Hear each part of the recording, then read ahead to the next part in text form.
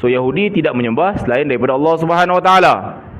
Tapi oleh kerana mereka tidak menerima Nabi Muhammad sallallahu alaihi wasallam sebagai rasul, either tidak percaya ataupun tak dapat terima hakikat. Am yahsudunan nas ala ma atahumullahu min fadlih.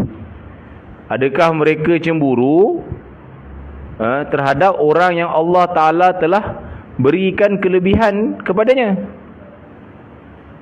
Ni di antara reason sebab kenapa Yahudi tidak mahu beriman kepada Nabi Muhammad, ialah kerana baginda sallallahu alaihi wasallam bukan daripada kalangan Bani Ishaq, tapi daripada kalangan Bani Ismail.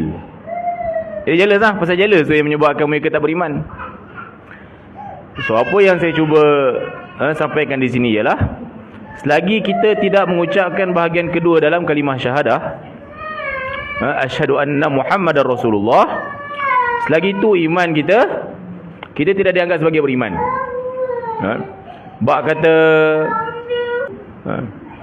so Ustaz Ismail Qamus rahimahullah dalam satu ceramah dia, dan ini pun saya pernah kongsi kat sebelum ni kepada pelajar-pelajar ni lah yang belajar akidah, yang mana Ustaz Ismail Qamus kata apa dia, 6 tolak 1 jadi kosong.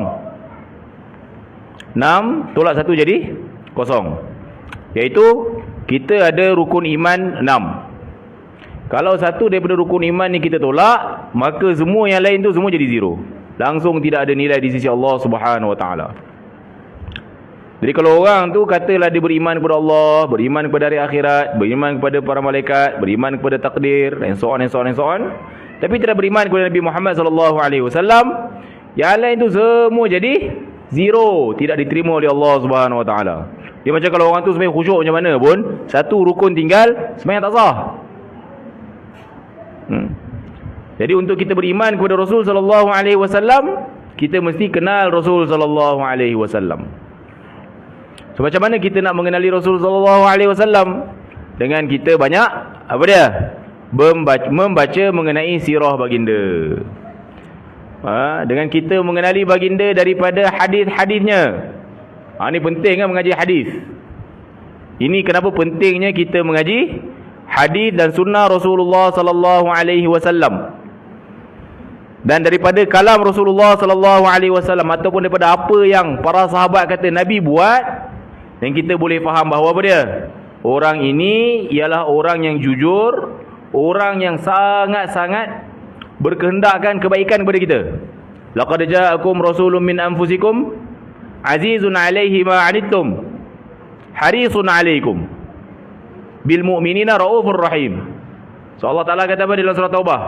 Telah datang kepada kamu, nescaya sesungguhnya telah datang kepada kamu seorang rasul daripada kalangan kamu juga, bukannya malaikat, bukannya orang ajam, orang Quraisy. Maknanya kamu kenal latar belakang dia, kamu tahu siapa dia, kamu tahu siapa mak ayah dia, kamu tahu daripada kabilah mana, kamu sentiasa bergaul dengan dia, kamu tahu bahawa dia seorang yang jujur, seorang yang amanah, tak pernah menipu, tak pernah khianat, tak pernah sembah berhala. Kau mau dulu percaya kat dia bagi alamin. Azizun 'alaihi ma 'anittum. Azizun 'alaihi ma 'anittum maknanya kalau kamu ditimpa kesusahan, dia rasa susah hati. Ini sifat Nabi sallallahu alaihi wasallam.